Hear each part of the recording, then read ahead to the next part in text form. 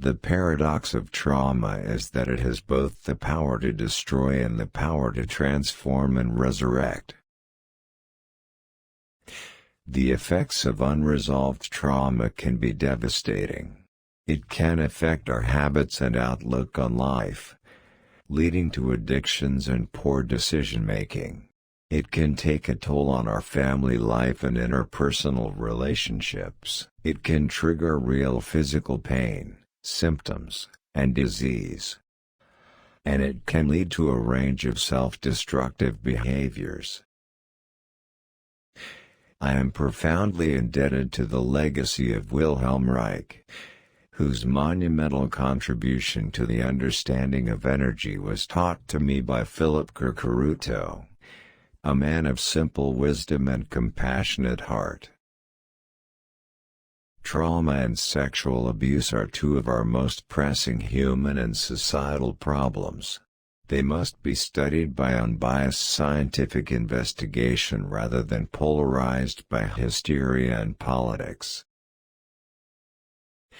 Basically, in the fight-or-flight response, the objective is to get away from the source of threat. All of our muscles prepare for this escape by increasing their tension level. Our heart rate and respiration increase, and our whole basic metabolic system is flooded with adrenaline. If frightening sensations are not given the time and attention they need to move through the body and resolve or dissolve, the individual will continue to be gripped by fear.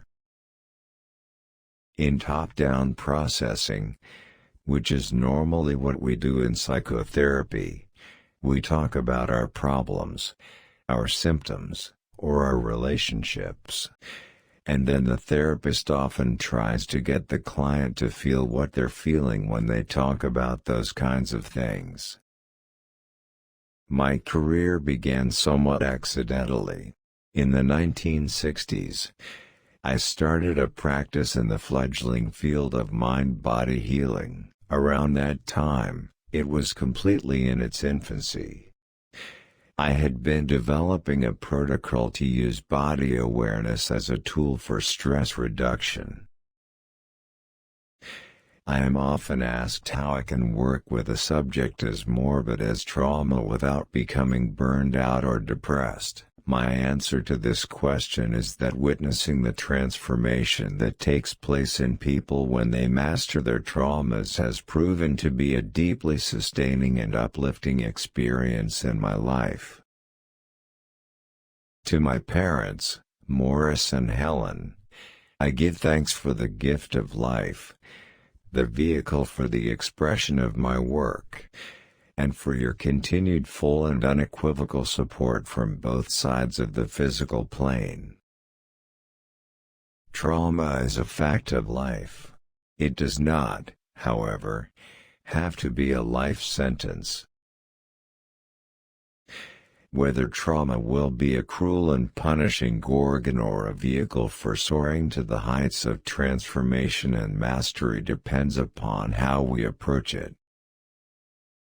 We may forget, or be unaware of, how prevalent it is to be sexually traumatized by events that are generally not thought of as traumatizing. Trauma causes us to have an internal experience that is frightening, angry, and shameful. When we feel threatened, as we do when we are traumatized, our entire organism is geared up to find the source of that threat and to do something about it. Abortions can be, and frequently are, traumatizing, as are other invasive surgeries performed to the sexual and internal organs. All or any of these violations can cause loss of vitality, diminished capacity for erotic connection and pleasure, and other symptoms of trauma. Though suffering and trauma are not identical, the Buddha's insight into the nature of suffering can provide a powerful mirror for examining the effects of trauma in your life. The Buddha's basic teaching offers guidance for healing our trauma and recovering a sense of wholeness.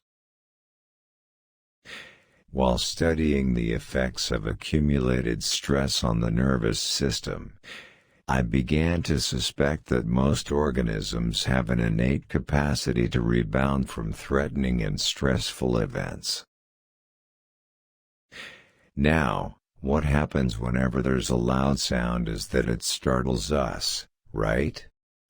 And we arrest what we're doing. And we try to localize that sound because that sound could be a threat. That's something that's hardwired in our bodies.